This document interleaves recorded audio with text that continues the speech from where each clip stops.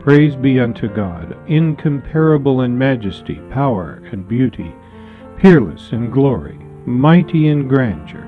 Too high is he for human imaginations to comprehend him, or for any peer or equal to be ascribed unto him.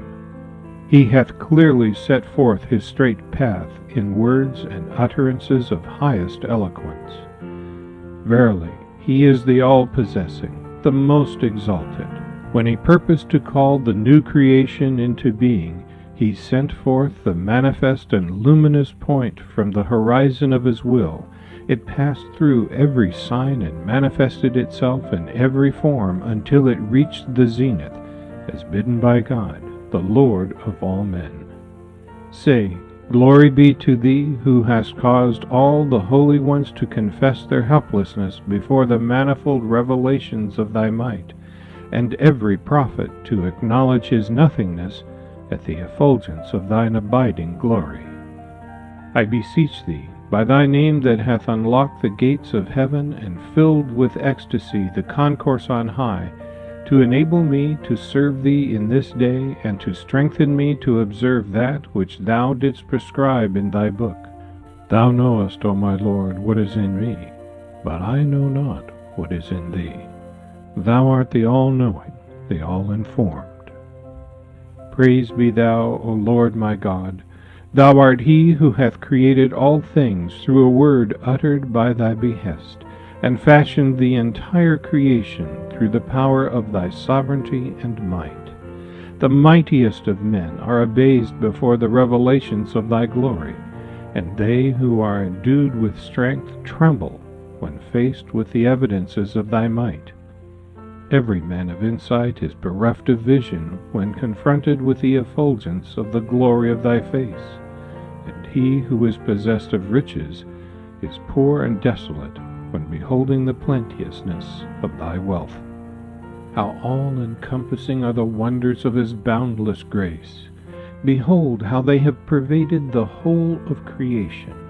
Such is their virtue, that not a single atom in the entire universe can be found which doth not declare the evidences of his might, which doth not glorify his holy name, or is not expressive of the effulgent light of his unity. So perfect and comprehensive is his creation, that no mind nor heart, however keen or pure, can ever grasp the nature of the most insignificant of his creatures, much less fathom the mystery of him who is the day-star of truth, who is the invisible and unknowable essence. Whoso hath in this day refused to allow the doubts and fancies of men to turn him away from him who is the eternal truth, and hath not suffered the tumult provoked by the ecclesiastical and secular authorities to deter him from recognizing his message, such a man will be regarded by God, the Lord of all men, as one of his mighty signs, and will be numbered among them whose names have been inscribed by the pen of the Most High in his book. Blessed is he that hath recognized the true stature of such a soul, and hath acknowledged its station and discovered its virtues. O Son of Man, transgress not thy limits, nor claim that which beseemeth thee not. Prostrate thyself before the countenance of thy God, the Lord of might and power. Every man of insight will, in this day, readily admit that the counsels which the pen of this wronged one hath revealed constitute the supreme animating power for the advancement of the world and the exaltation of its peoples. Arise, O people, and by the power of God's might, resolve to gain the victory over your own selves, that haply the whole earth may be freed and sanctified from its servitude to the gods of its idle fancies, gods that have inflicted such loss upon and are responsible for the misery of their wretched worshippers. These idols form the obstacle that impedeth man in his efforts to advance in the path of perfection. We cherish the hope that the hand of divine power may lend its assistance to mankind and deliver it from its state of grievous abasement. This robe with which the body and soul of man hath been adorned is the very foundation of his well-being and development.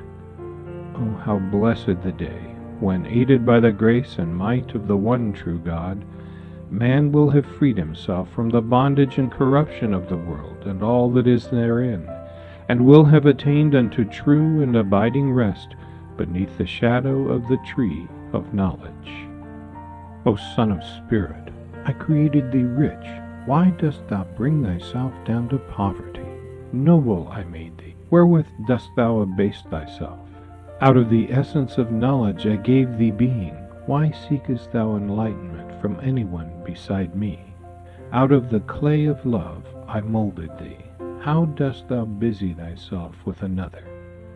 Turn thy sight unto thyself, that thou mayest find me standing within thee, mighty, powerful, and self-subsisting. Illumine, O Lord, the faces of thy servants, that they may behold thee, and cleanse their hearts, that they may turn unto the court of thy heavenly favors, and recognize him who is the manifestation of thyself and the dayspring of thine essence. Verily, thou art the Lord of all worlds. There is no God but thee, the unconstrained, the all-subduing. Should anyone wax angry with you, respond to him with gentleness, and should anyone upbraid you, forbear to upbraid him in return, but leave him to himself, and put your trust in God, the omnipotent avenger, the Lord of might and justice. God testifieth that there is none other God but him, the Almighty, the best beloved. Fix your gaze upon him whom God shall make manifest in the day of resurrection. Then firmly believe in that which is sent down by him. That which the Lord hath ordained as the sovereign remedy and mightiest instrument for the healing of all the world is the union of all its peoples in one universal cause, one common faith. This can in no wise be achieved except through the power of a skilled and all-powerful and inspired physician. This verily is the truth, and all else naught but error. Were he to decree as lawful the thing which from time immemorial had been forbidden, and forbid that which had at all times been regarded as lawful, to none is given the right to question his authority.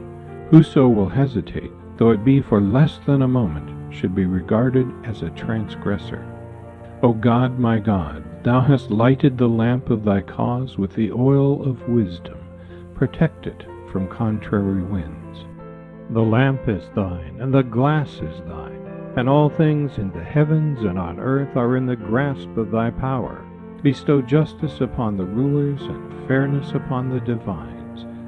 Thou art the all-powerful, who through the motion of thy pen hast aided thine irresistible cause, and guided aright thy loved ones.